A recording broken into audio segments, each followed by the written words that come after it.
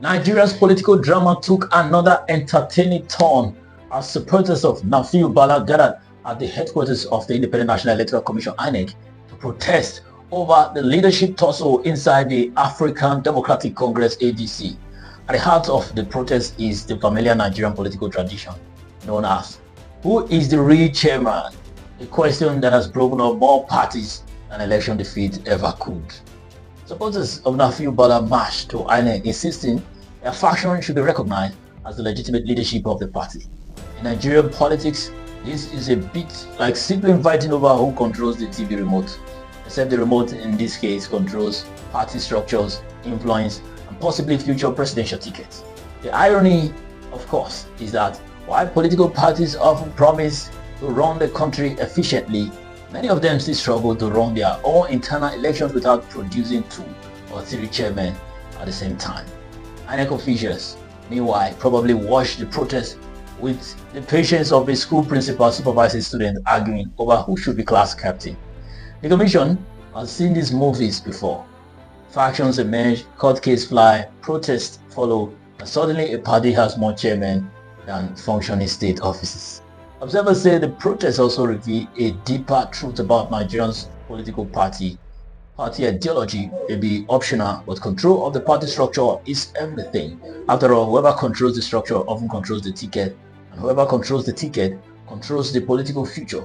So, while the protesters waved placards and demanded recognition, many Nigerians watched this scene might be asking a simpler question. If a political party cannot peacefully decide who the chairman is, how exactly does it plan to govern a country of over 200 million people? For now, the ADC chairmanship dispute continues to prove one thing.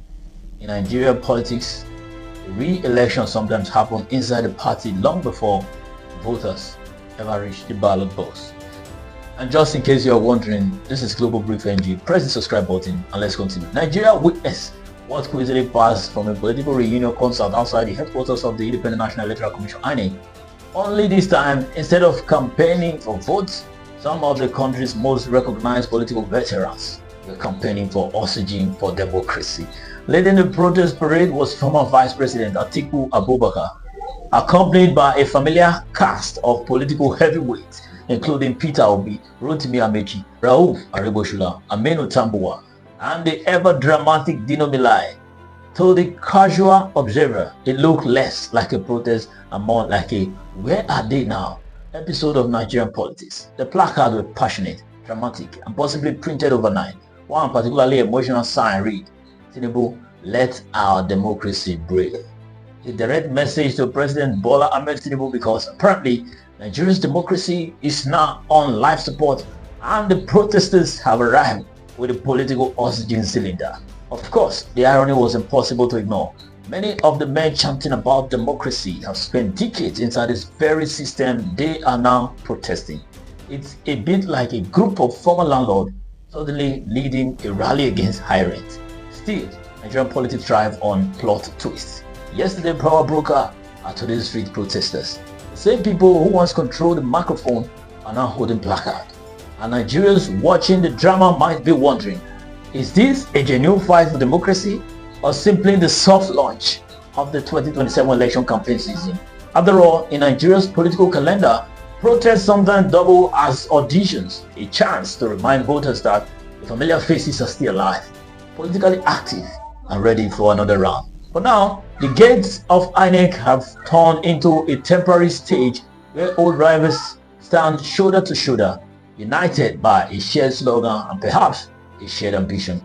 But if history is any guide, once the camera disappears and the placard have packed away, this beautiful political brotherhood may quickly return to its natural state, fighting each other for the next presidential ticket. I hope the ADC get it right.